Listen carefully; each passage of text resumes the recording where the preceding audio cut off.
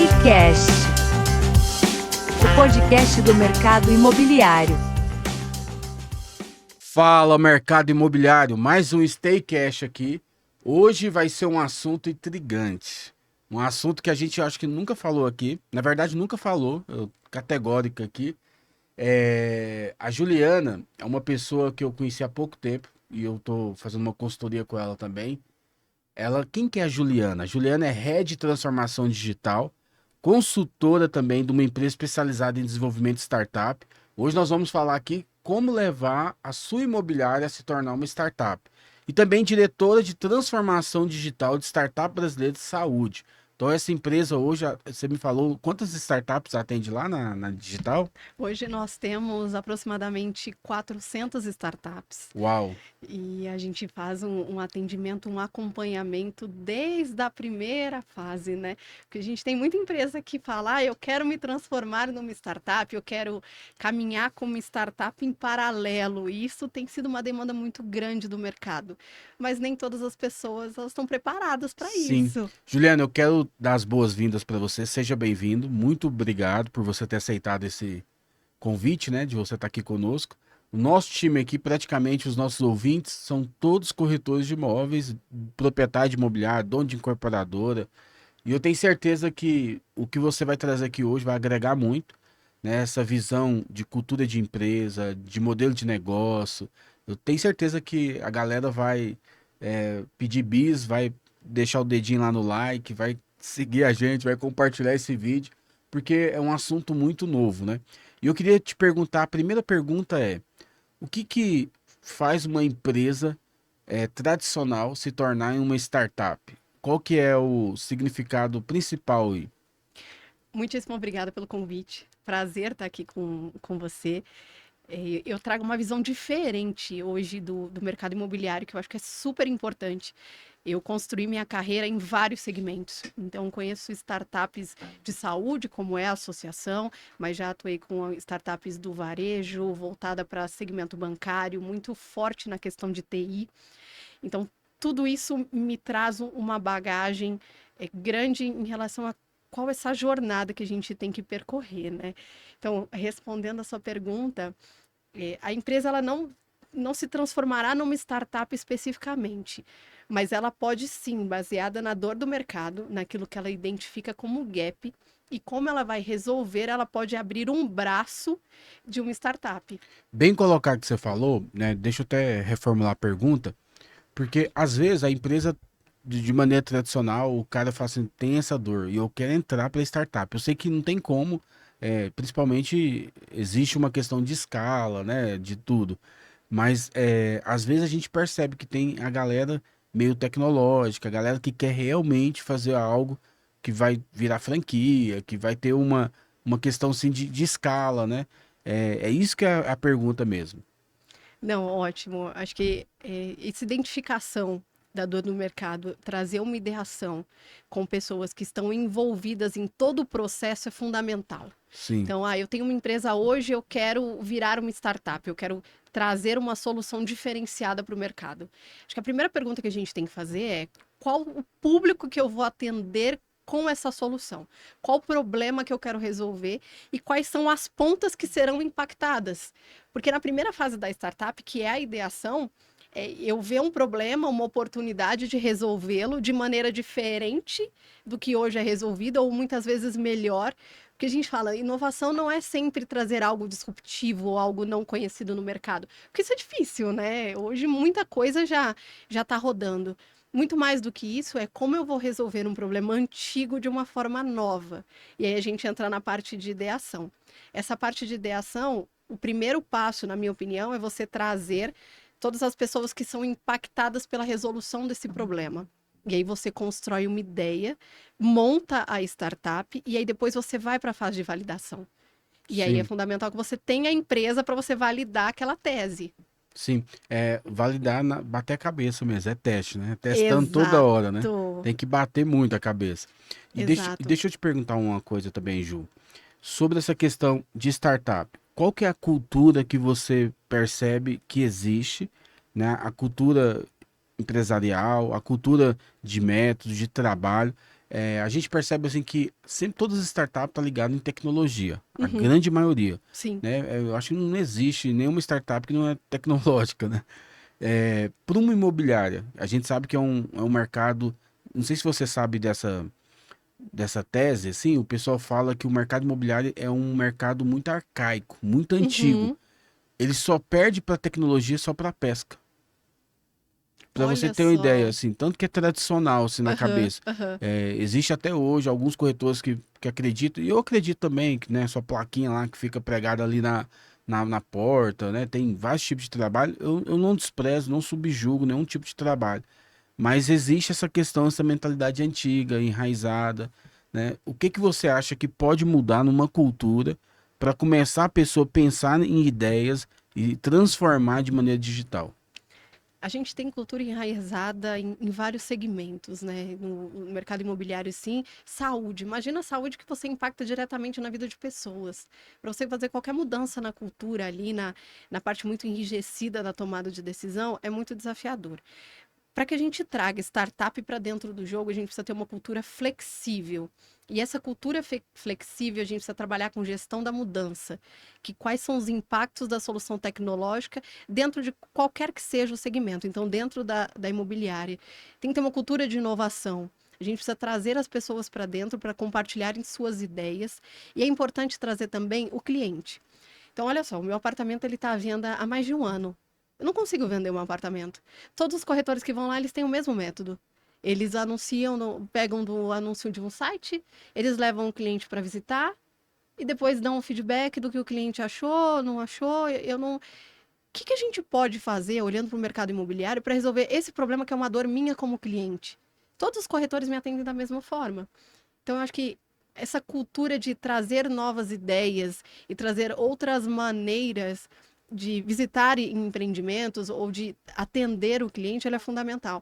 E, de fato, é assim no mercado imobiliário desde que conheço, né? Sempre funciona da mesma forma. E isso esbarra na cultura. Então, as novas imobiliárias, ou as imobiliárias que querem fazer essa mudança de chave ou pensar no novo modelo de atender os seus clientes, precisam estar flexíveis a ideias e entender de uma vez por todas que não existe startup, não existe cultura de inovação sem abraçar a falha experimental. E o que é essa falha experimental? A gente não vai acertar de primeira. E a gente foi criado, tanto pela nossa família quanto no ambiente corporativo, de que a gente não pode errar nunca.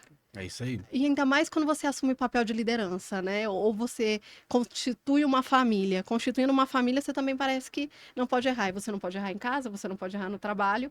Mas uma cultura de inovação, ela preza pela falha experimental. O que é isso? Eu vou ter uma ideia. Então, você como corretor, para atender a Juliana de uma forma diferente, eu preciso testar. E nem tudo que eu testar vai dar certo. Então, acho que esbarra muito nessa parte de cultura, assim, a gente reconhecer que é um momento de trazer produtos, soluções tecnológicas para resolver o nosso problema, mas que nem tudo vai dar certo. Eu achei interessante essa questão de testar, porque enquanto a cultura americana, um americano ele abre 10 startups para uma dar certo, o Uhum, brasileiro abre uma e dá a vida para ela, né? E às vezes a sim. coisa nem vai dar certo e nem vai funcionar. Essa questão de validar produto, de você começar a criar os seus produtos, criar, né, os caps ali, não, criar os próprios produtos para venda, essas coisas. Tem produto que não vai dar certo. Um monte. A maioria não vai. E aí, quanto mais a decisão for mais rápida, é melhor, né, Juliana? Exatamente. Fale rápido, aprenda mais rápido ainda, que é a frase de quem trabalha com startups, de quem trabalha com inovação. A maior parte da solução tecnológica ela não vai funcionar de fato. E aí, por que muitas vezes não funciona? Porque está muito na tua cabeça, naquilo que você imagina como uma dor que é sua e que não necessariamente é minha. E possivelmente você não vai atender realmente todos os públicos. Mas qual é a persona? Quem você quer atender e qual problema você quer resolver? Então, todo esse estudo na parte de ideação da construção da startup é fundamental. Então, hoje, você como corretor, você pode pensar que algo vai resolver o meu problema, que tem um apartamento há mais de um ano para vender e não consegui vender ainda. Depois a gente vai conversar sobre isso. Eu não quero entrar nisso agora, não, porque eu sei que tem erro aí. Mas Tem. o assunto aqui é outro. Mas é importante trazer o cliente também, trazer uma roda aqui e falar assim, ok, essa é a solução. Faz sentido para você como cliente? Muitas vezes a gente fica muito setado na nossa dor como vendedor, na nossa dor como quem está ali na ponta, mas não olha para o fim, que é o resultado no cliente. Sim. Então, isso é fundamental. Juliana, existiu uma startup, a gente pode falar aí de unicórnio no mercado imobiliário, foi a Quinta Andar, a Loft eu acho que se tornou unicórnio também, e tem, eu acho que as duas só que se tornaram unicórnio. Mas se você vê o método dela, o que que levou a Quinta Andar a se tornar o ápice, assim, de se tornar um unicórnio? Ela revolucionou a questão do aluguel.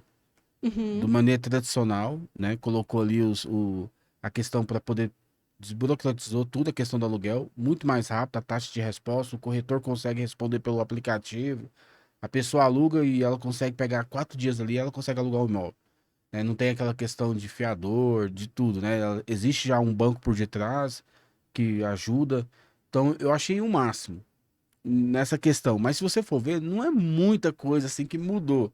Porque em outros mercados também tem isso já. Uhum, Né? Não estou desprezando aqui, mas a Quinta Andar fez uma revolução no mercado. sim. E aí, o que, que a gente vai percebendo também? Existe muita dor no mercado, principalmente no mercado imobiliário, porque é um mercado arcaico. E tem muitas ideias boas que são construídas, mas não vão para frente. Não vão para frente porque eu acho que existe um romantismo, uma visão muito sexy, sabe? Uma visão assim, startup não tem que dar dinheiro, startup dá dinheiro depois, agora eu tenho que doar. Mas eu percebo assim, muitos empresários que entram e quebra, porque às vezes ela tem essa mentalidade, o Uber nunca rentabilizou, o Uber começou a rentabilizar agora. E aí quebra e não consegue desenvolver, porque uma startup é um desafio, não é verdade? Por É essas mudanças, enorme. por tudo. O que que você acha disso? Enorme. Existe sim um romantismo e um status, né? Ah, eu tenho uma startup. Mas muitas vezes você dedica muito mais tempo do que o esperado ali e a solução não vai para frente, mas continua sendo sexy e envolvente você chegar numa roda de amigos e falar: eu tenho uma startup. A Uber ela não monetiza hoje como gostaria de monetizar, olhando para a parte da operação. Mas visibilidade de mercado, relevância e valuation, ela Já sim, tem muito valor isso. ela tem muito valuation. Então, tudo depende da perspectiva e daquilo que você quer e daquilo que você busca. Eu vejo como a startup, ela precisa, sim, de uma dedicação muito grande dos fundadores, né? E é o principal braço, né, que vai fazer a startup dar certo. Claro que tem a questão de solução, mas também existe a questão da pressão por fazer dar certo. E aí a gente volta para a parte do não posso errar, não posso falhar, e aí a pessoa não quer abrir mão. E aí ela se apega a cases que, na verdade, traz uma visão míope do que é a startup. A ideia é que a gente busque soluções, resolver problemas com soluções, que muitas vezes são produtos, startups vêm de produtos, tenta implementar no mercado, tenta rodar POCs, funcionou ou não funcionou, se não funcionou, a gente fecha a casinha e busca uma outra solução. Eu acho que é esse o ponto, assim, não dá pra gente ficar se apegando, porque Airbnb faz locação de imóveis, mas nunca teve uma casa. Ok, mas e o valuation do Airbnb? Bilionário. Exato. O que você busca, então? Você quer uma startup que vai pagar suas contas mensais ou você quer uma startup que vai te dar você vai conseguir fazer a parte de escala, vai ter investimento e vai te dar um valuation lá na frente? E além de valuation, hoje que está muito na moda a questão do equity, né? Exatamente, Porque o exatamente. equity é mais do que valuation, na verdade, né? Exato, exato. Você vai calcular o valuation, né, da empresa, mas cada um vai ter o seu equity ali.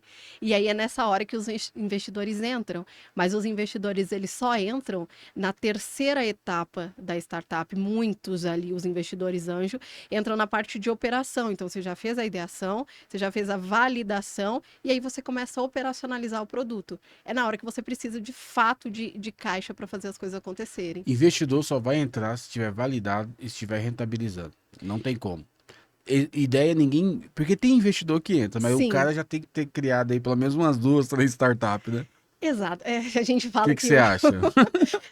na fase de ideação e na fase de validação entram seus amigos muito próximos, ou entra sua família, ou entra um patrocínio, ou entra alguém que já conseguiu fazer uma caminhada naquele percurso e ver a tua startup como potencialização da solução que ele já tem.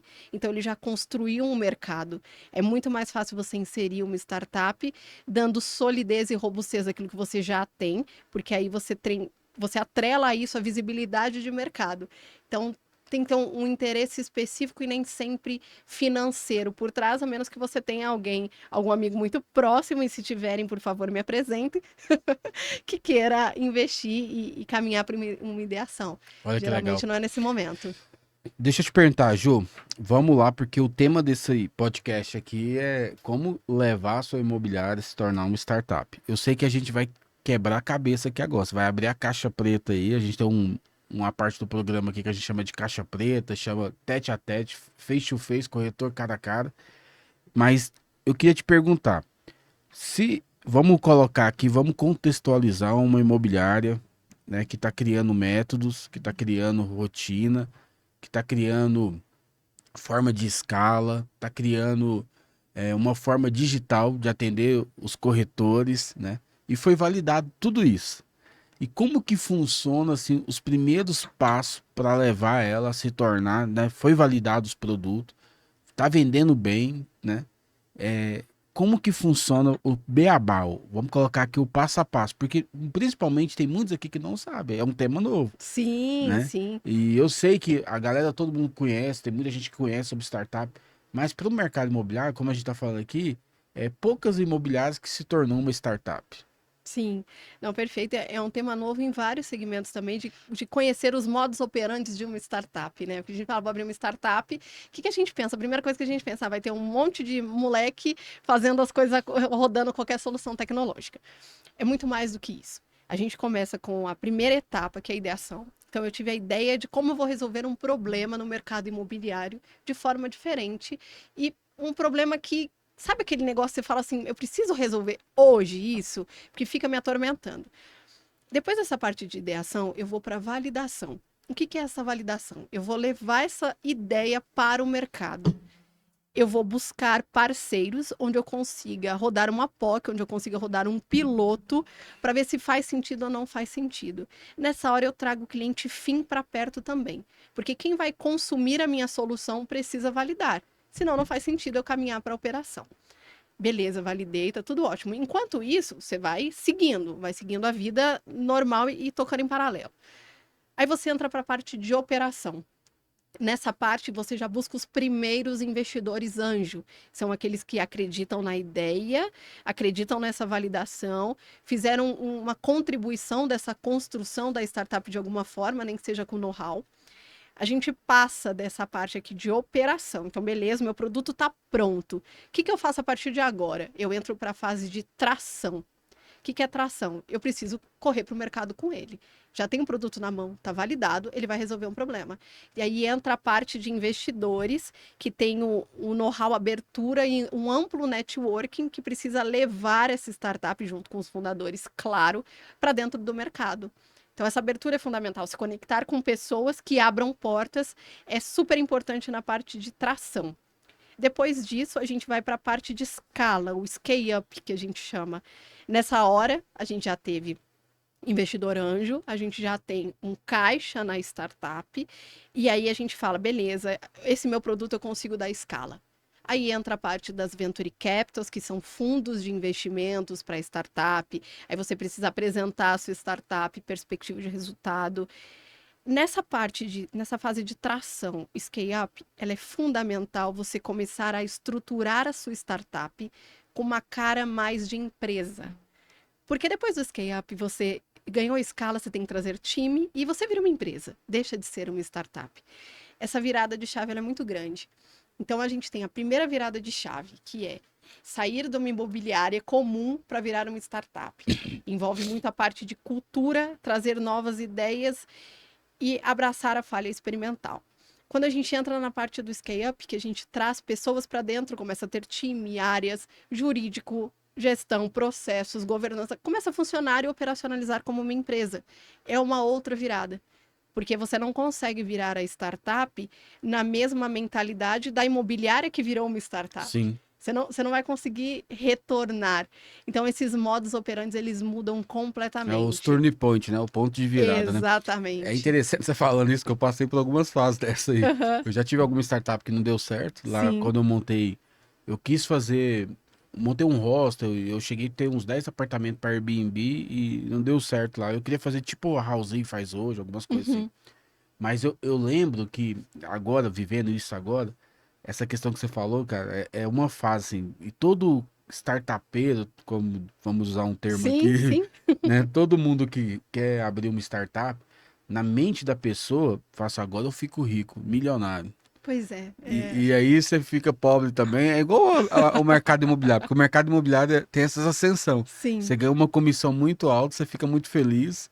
Aí ao mesmo tempo passa depois perrengue, né? Porque o mercado autônomo é desse jeito.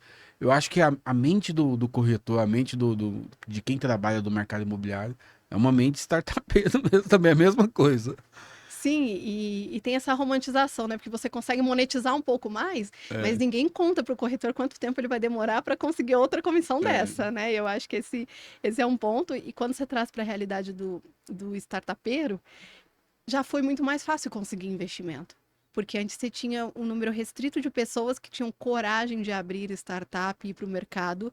E você tinha um pool de investidores que achavam super sexy investir. Depois de um tempo, foi perdendo muito dinheiro nisso. E a pressão do investidor é muito grande hoje. Então, da forma que a startup ia para a parte de tração e scale-up, não adianta ir mais. Sim. Essa parte que é fundamental, uma estruturação para que o investidor se sinta seguro suficiente para colocar capital.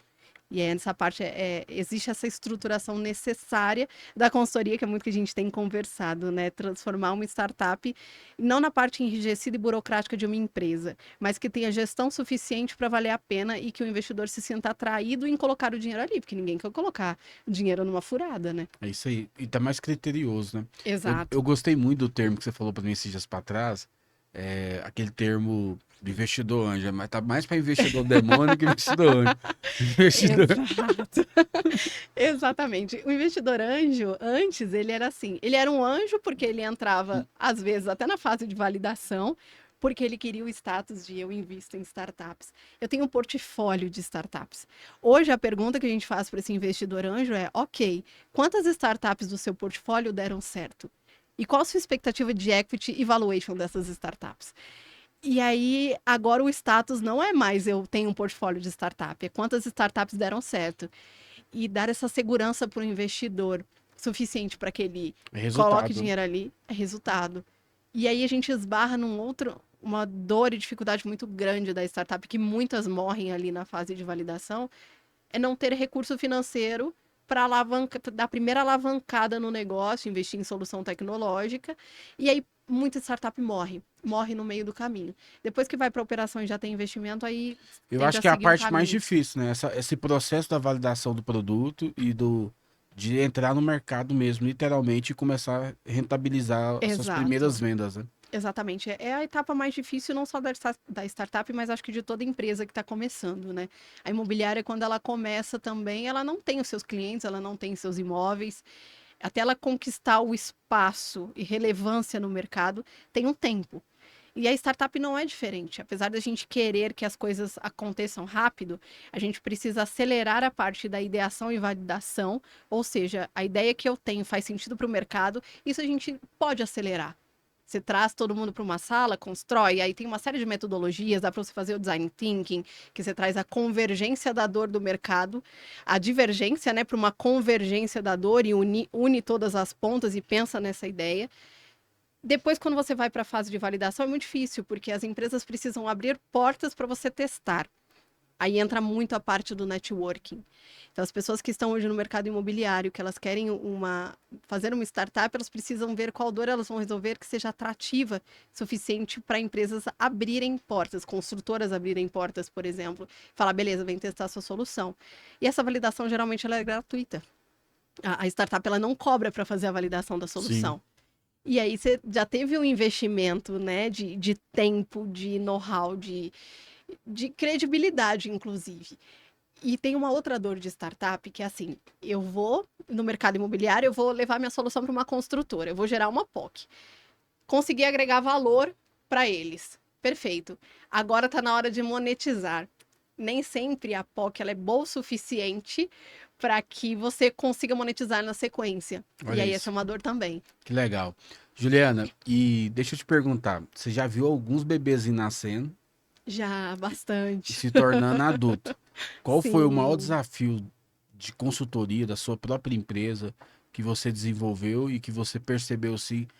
Você já viu também startup? Eu queria até te perguntar, você já viu que startup fosse essa que vai arrebentar, essa vai se tornar e tudo para água abaixo, não já também? Já. Olhando para bebê até se tornar um adulto, eu acho que o grande desafio é a gente conseguir conectar as pontas. E o que é isso? Empresas muito grandes que contratam startups, que fazem programas de inovação aberto, têm uma cultura muito enraizada também.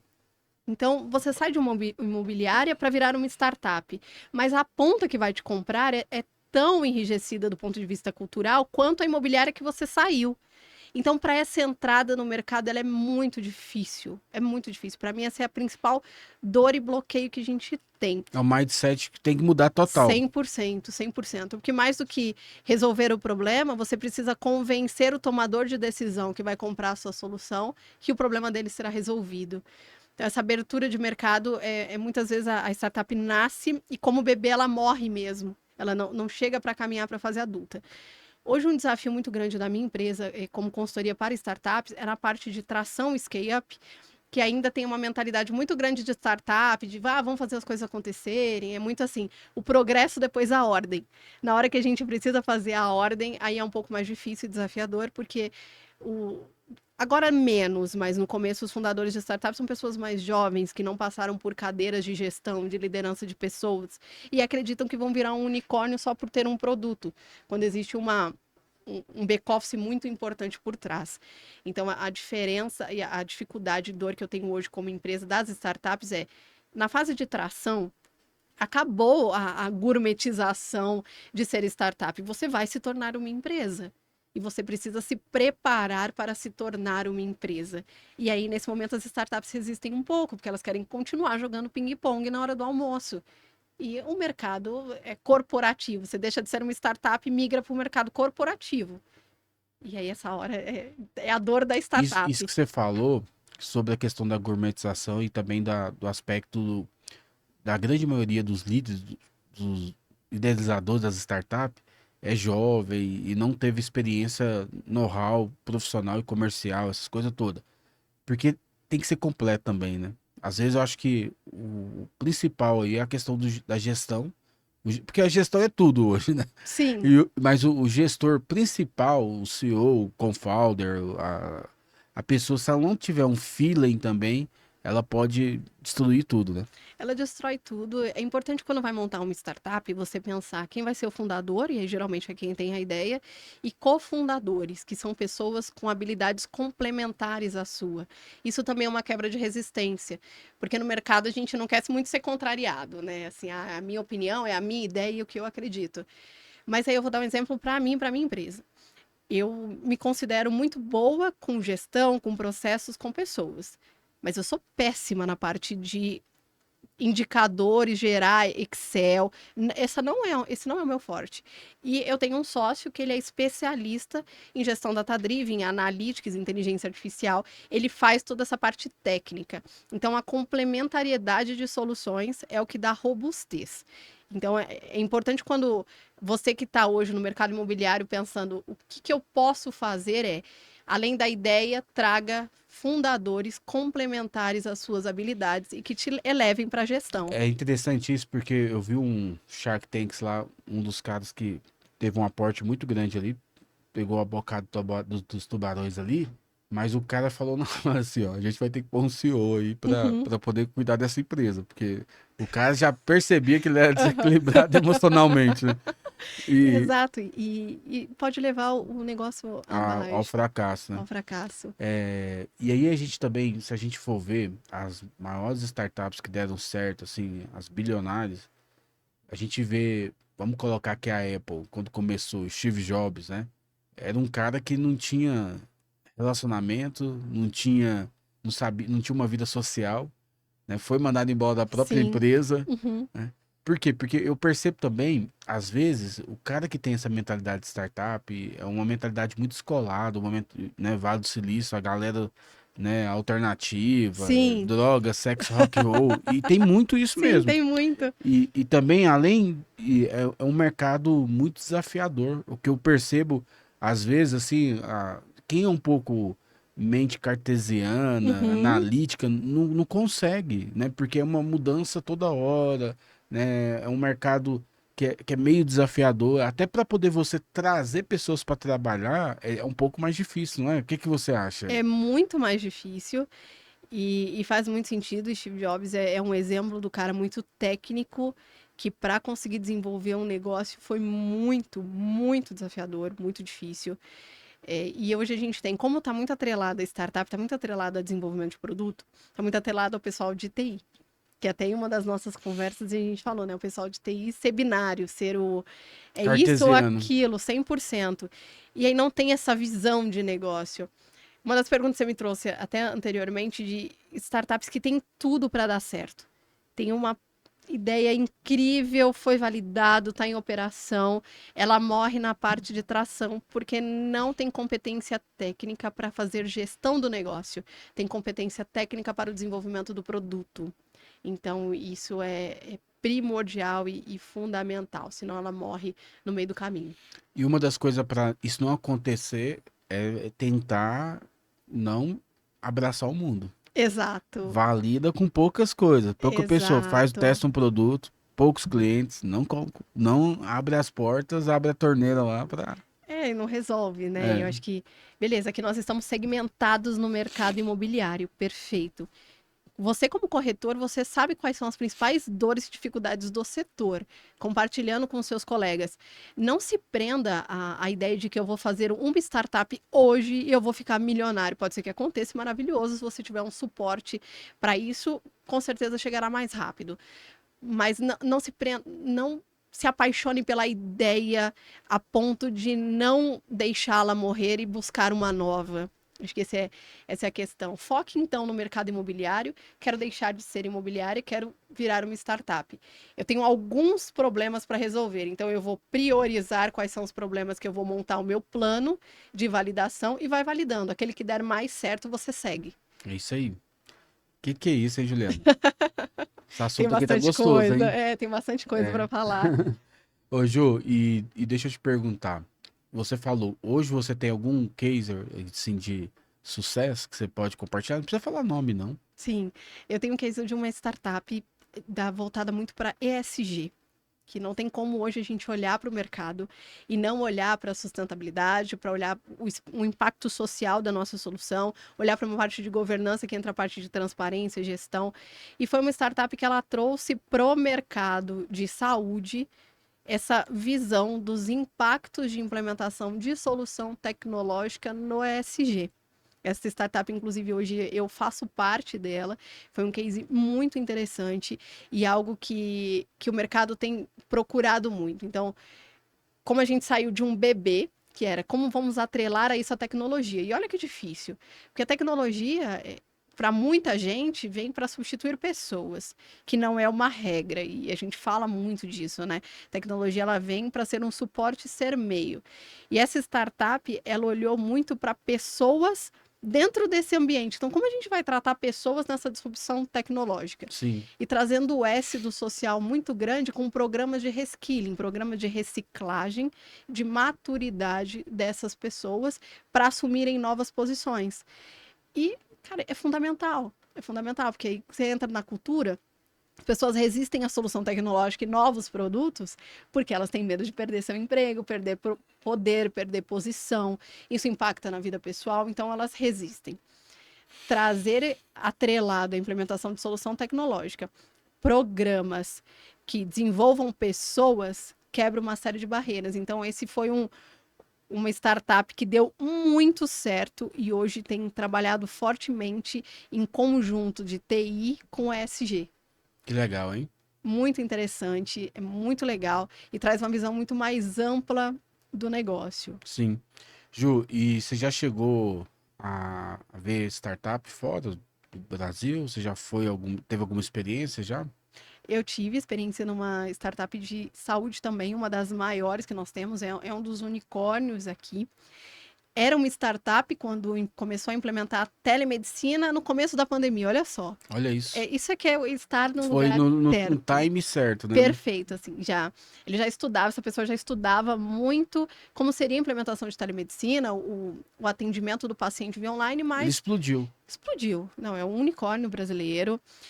Só que existia uma questão de normas e regulamentações muito fortes em relação a isso. Com a pandemia, essa barreira caiu. Quando caiu, a empresa estava pronta, a startup estava pronta. E hoje é uma startup que fatura, em média, 220 milhões de reais por ano. Uau. Não é mais uma startup, virou uma empresa. Então, passou por toda essa fase. E aí, na parte de scale-up, tiveram vários investimentos muito robustos. E hoje ela caminha Sabe o sozinha. que eu acho legal assim, na questão da startup? Porque nem todo mundo tem a mesma energia do que o idealizador, do que a pessoa que está começando, da pessoa que está criando. Às vezes as pessoas têm ideia, tem muita ideia, mas ideia não leva a lugar nenhum. Exato, O que leva é a exato. execução da ideia, né? Perfeito. Você praticar aquilo ali, viver aquilo ali, ter constância naquilo ali. E aí, o que eu percebo? As pessoas têm medo de chamar pessoas, convidar pessoas, falar da ideia, mas ninguém vai tracionar. Quando você tem a ideia, ninguém vai querer tracionar o que você tem de ideia. Exato. Porque a ideia é muito mais a autenticidade da pessoa ali, a realidade da pessoa. Você concorda comigo? Concordo A minha 100%. esposa, às vezes, ela é advogada. Ela é trabalhista, e aí ela falava pra mim assim, não fala pras pessoas, você vai falar. Eu falo, amor, fica tranquilo, deixa a pessoa me seguir, deixa eu tentar fazer igual. Não vai conseguir. Por quê? Porque o tanto que eu já nadei, tanto de coisa que eu já fiz, já construí, né? Vai ser um pouco. Pode fazer, pode fazer. Eu acredito que ninguém é melhor do que ninguém, mas a pessoa para poder nadar, tracionar, pôr energia, pôr força, gastar dinheiro, né? Tem um projeto meu que eu gastei mais de 300 mil reais nele. E deu certo ou não deu certo? Não, tá dando certo, já tem 1.000 pessoas Aham. usando. Então, no processo de desenvolvimento, de programadores, de tudo, quando eu comecei a gastar essa grana, né? Todo mundo falou, você é doido, como é que você vai fazer isso? Né? E aí, é aquilo, é a ideia, a execução dela, você tá criando, você tá fazendo, mas você não tem, eu não tenho medo, assim, por quê? Porque eu sei que vai dar certo, né? Uhum. E é isso, não é? É muito disso. E as pessoas têm medo por duas razões. E eu acho isso muito engraçado. Tem gente que fala assim: eu tenho uma ótima ideia. Tá, o que você pensou? Não posso compartilhar. Mas como que a gente vai validar? Não, porque as pessoas vão querer roubar a minha ideia. Gente, é ilusão achar que assim, você saiu tão da caixa assim que ninguém pensou pelo menos num pedacinho da Não sua tem ideia. ninguém isso. Eu não conheço nada que foi idealizado até hoje que eu falei assim, uau, como ninguém nunca pensou nisso. Pelo contrário, são startups que resolvem problemas antigos de Sim. forma diferente. Então tem esse medo, sim. Eu desconfio de quem tem uma Muito. ideia que ninguém nunca falou. Exato. E não compartilha. E tem um outro medo, que é assim, eu não vou falar que estou montando uma startup, porque muitas morrem, e aí se não der errado, as pessoas vão achar que eu sou um fracasso. E aí esbarra na questão de ego, na questão de credibilidade profissional, porque as pessoas acreditam, e isso hoje a gente tende a mudar e espero que mude cada vez mais, que o insucesso de uma startup necessariamente foi por conta do fundador. E não. Muitas vezes ele teve uma ótima ideia que não foi para frente, não foi para a fase de validação. Então, quebrem barreiras de eu tenho uma ideia. Cara, pelo contrário, você tem uma ideia, traz para a mesa, traz pessoas que podem contribuir para fortalecer essa ideia e te apoiem na fase de validação.